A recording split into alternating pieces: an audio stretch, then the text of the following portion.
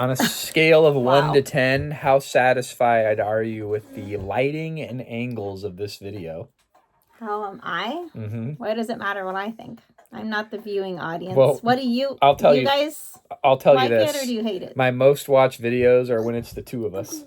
They don't like me all by myself. I'm boring. They need the eye candy of this woman right here. Okay. Who's gonna be 40 in a couple of months. Wow, you go in with a compliment and then you say, "Oh gosh, now what did you do?" Now then you say that.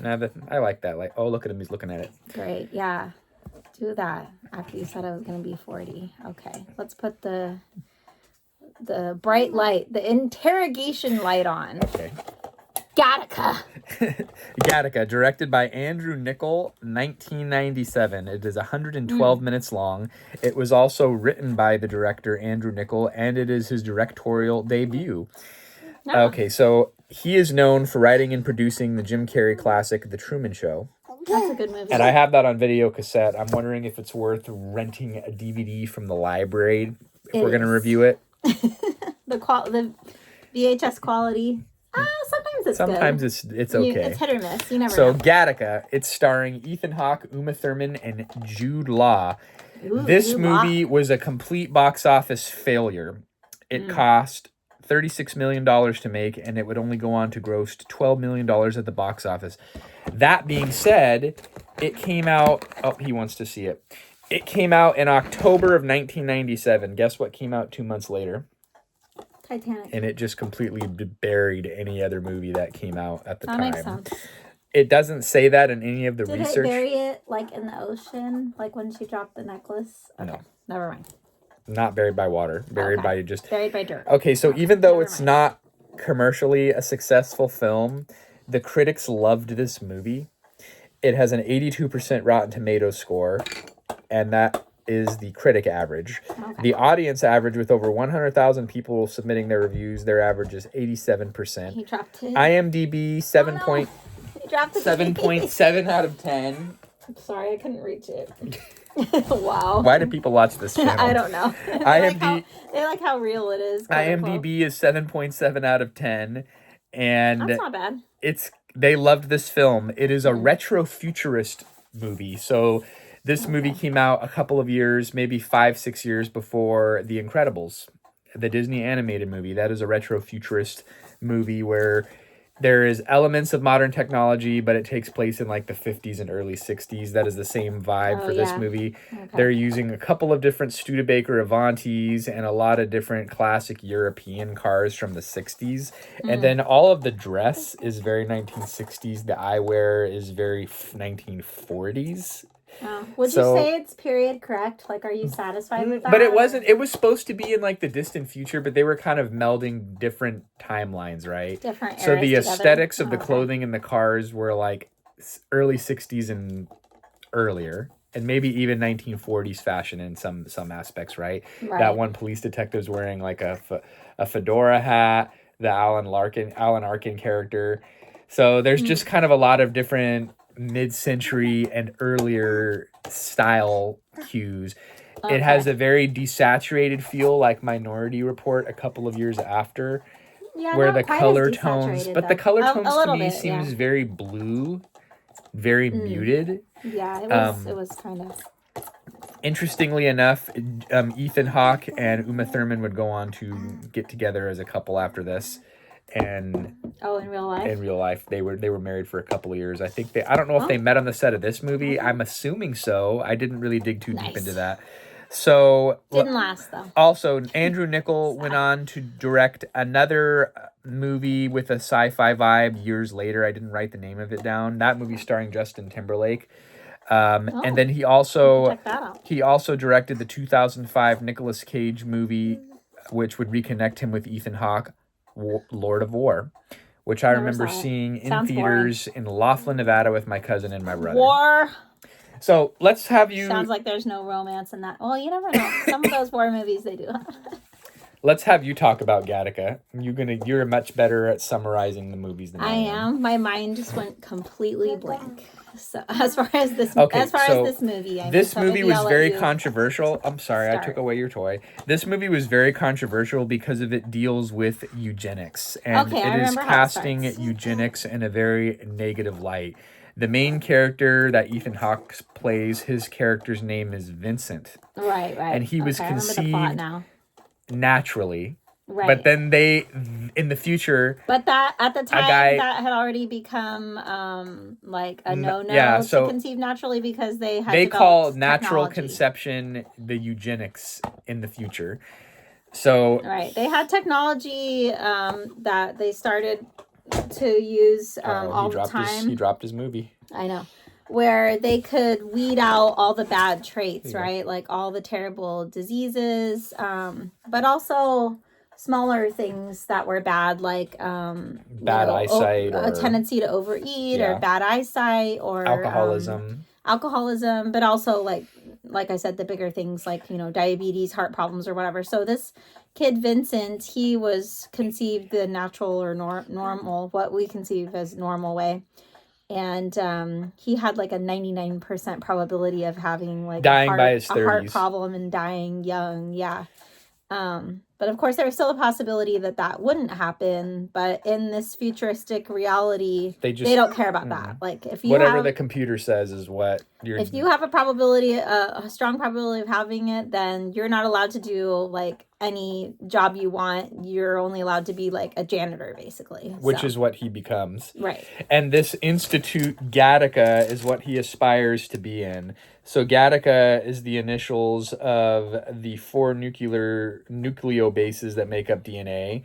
And his brother was conceived via eugenics. So he was the best of everything that his body could produce with technology, right? And he and his brother had like a volatile relationship from the beginning because it was always a one-up type of a situation. Right. Not only was the brother like perfect as far as genetics. I'm letting him roll around over there.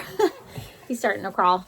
But he had the inferior like personality though, as far as I'm concerned. Yes, because he was so nasty and rude and competitive and just like not a very nice person from what we saw. Like not a very loving brother. He was just always competing with the firstborn, and the firstborn was the one that had the propensity to not live a long life. And their big thing that they would do was challenge each other to see how far out into the ocean they could swim. What did they call it? Chicken or something? I don't remember. Did they call it playing chicken? Or I don't know. But the loser would be the one who gave up because they got too tired. And so it finally reached the point where even though the second born was the engineered child. Right. And they thought he was the one who was like perfect, quote unquote. He was the one who eventually got so tired that he was going to basically drown unless the older brother saved him, which he did save his life when they were younger. So it kind of he says in the movie that was basically the moment where he realized, like, hey, even though I am genetically inferior, maybe I can do these things. Like, maybe I can have these lofty goals or dreams that seem impossible because, like, look, here's this perfect brother who's supposed to be able to do anything, and I was better. I beat him. And this is where the movie kind of starts to develop, right? So then in the future, the records. in the future, you get into this elite school, which is Gattaca for space flight, but you can't get in unless you have the genetic test by your blood and all this other stuff, urine test and other things to confirm that it's really who you are, right?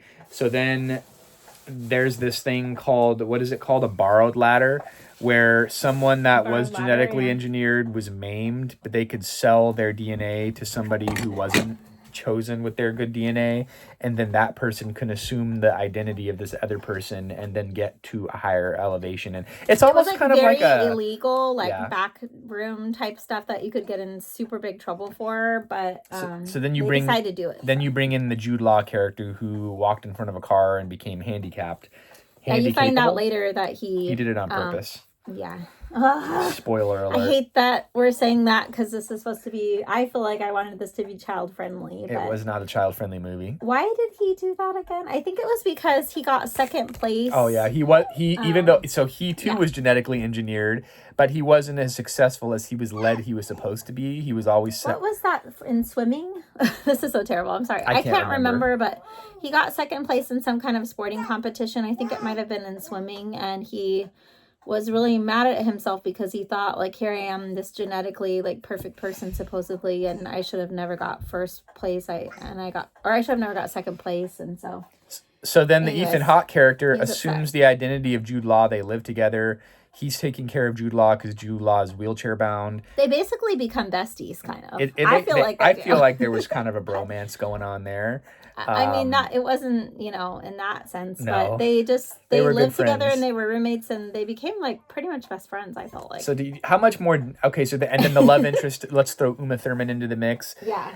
Basically, the Ethan Hawke character is trying to get to this elevated status to be going into outer space. He wants to go to this moon called Saturn. Titan. Did you say that part? No, I did not. Okay. And it's a moon of Saturn called Titan. So, what did you like about the movie and what did you not like? Well, what he has to do is borrow, like he has to take the blood. The and borrowed the urine ladder of scenario is what they call Law. it, right? Jude Law is like paralyzed from the waist down, so every day he pees and gives him blood. And somehow they put like a fake like finger tip on him for when he gets these finger pricks, and I don't really know how they did the urine thing. Like some of it's still some of it wasn't some of it wasn't really explained. But he even gets mad at him at one point. Ethan Hawke's character gets mad at Jude Law because Jude Law's like drinking a lot because he's depressed, and he's like, this urine has more vodka in it than it does urine, It's like, what the heck? So there are some tense moments, but overall, it shows that the Vincent character manages to bypass all the things that were put in place to stop him, and he assumes the identity of this other person, Jerome, the Jude Law his character. name was, the Jude Law character. And so then he's going to go on this mission. Well, then the director of the whole place gets murdered. So then they're really combing the place for evidence and like DNA and stuff. And that's when they find his actual DNA is that of an invalid is what they call them. So they find this DNA of this invalid, like a person who's not supposed to be there. Which is the Vincent character in real life. It's his real DNA. So he's freaking out because he's afraid they're going to try and pin this murder on him, which he didn't do it. He would have never murdered this guy. Let's not get into the spoilers about that, though. Well, he would have never done it, though, because it would jeopardize his whole entire operation that he was trying to do, which was his life's goal of going to this moon in outer space. That was all he wanted. And by the way, the backdrop for this film is the 1960 Frank Lloyd Wright design Marin County Civic Center, which is in San Rafael. If you're in the Bay Area, I recommend going there. It's really cool. It's one of his last designs. I believe it was built after his death with plans that he had designed and laid out beforehand. Oh, wow. Interesting factoid, George Lucas's first film also uses that same place as a backdrop for like a futuristic world. Oh, really? Yeah. Mm-hmm. I can't remember the name. It's THX something, but okay. It was built in the 60s, but it was like super futuristic looking, and that's basically the whole movie revolves around this Gattaca Institute, which is really the Marin County Civic Center designed by Frank Lloyd Wright. If you're into architecture and you're in the Bay Area, check it out. So there's a twist in the movie. I don't want to say what it is, but it's a pretty big plot twist that I didn't see coming, even though I've seen this movie before. I saw it years ago. And it's not the movie you thought it was, because if I rented it because you thought that it was not the movie as you got deeper, you're like, this isn't the movie that I thought it was. But I've seen it before. I am beginning to wonder if the movie that I'm thinking of even exists. I'm serious. Like, I think I might have made up a movie in my mind, because now I've watched two movies that I thought were this certain movie that I saw in high school, and I know for a fact neither of them are that movie. So now I'm wondering, what was that movie? I don't know. Wow. But I think I made it up, or maybe I just remembered it wrong. But anyways, back on what we were talking about. Overall, I guess before this gets too much longer, my rating is 3 out of 5, just because I don't like the ending. For me, it was very slow. It was just a okay. slow movie. I thought it built the suspense pretty well, and it wasn't. It did have to me, moments. it wasn't that slow, but it was maybe a little bit slow. But the part I didn't like was like the I don't want to say certain words because I don't want to get flagged, but like the ideation of the Jude Law character, what he chooses to do In the end of the film, I didn't like that because I wanted to keep the good vibes going of like their friendship. Like I thought it would be a much sweeter ending to have like the Vincent character come back from his year-long stint like on the moon and they'd have a loving reconnection. Yeah, that's like not reality. Like share with him what happened, like, you know, this is how it was, and like they could be buds still. I think the premise was just sad. It just put like a tinge of like sadness over like the whole entire thing because of the stupid Jude Law guy, what he does. I think the message that I liked the most of this movie is one of the test people that's seeing if you are who you say you are knew all along that he wasn't one of the select elite ones, and he still looked the other way the whole time. Yeah, that was cute because of, to me, it was like showcasing like there's this certain class that wants all these people to be subservient, but people want the underdog to survive and thrive, and that's why I liked it, because it wasn't really about you being this superhuman. You just be the best version of yourself you could be, and you can go wherever you want to go, which I like that central message. Yeah, and I think it was speaking out against it clearly, because I read a lot about that on the Wikipedia article. It was kind of like a speaking out against eugenics and how that wasn't good. Yeah. To kind of pick and choose what you should be. It's kind of like the ultimate form of like not racism, but basically. Because it, like you were saying, it was saying that like if you had inferior genes, then there was no way that you could do these amazing things like study and learn all you needed to, and be physically fit enough and everything to go on an outer space mission, or it didn't even have to be that, just anything that you wanted to do. It was just limiting this certain class of people and telling them that you're not good enough to do this, but these people over here are like perfect or superior, so they get to have all the opportunities. And just how wrong that was. 3 out of 5. I feel bad giving it that. It just wasn't my favorite movie. I could see why most people are in the 80s. People really like it, but it's just not a movie that I'll probably revisit again. I did really like how it showed that the Uma Thurman character stuck by him, because at one point at a couple points she realizes that he's not who he said he was originally, but that it was kind of, he had to do that to advance to that place, and I think she realized that and respected him for doing what he had to do to achieve his goals, even if it meant like going around this corrupt government, basically. Oh gosh. And that's a wrap, folks. Our baby is injured. He's okay. We'll see you next time. Uh-oh. Did you not like the movie? Are you a 3 out of 5? Until next time, we'll see you then. Thanks for watching. Bye.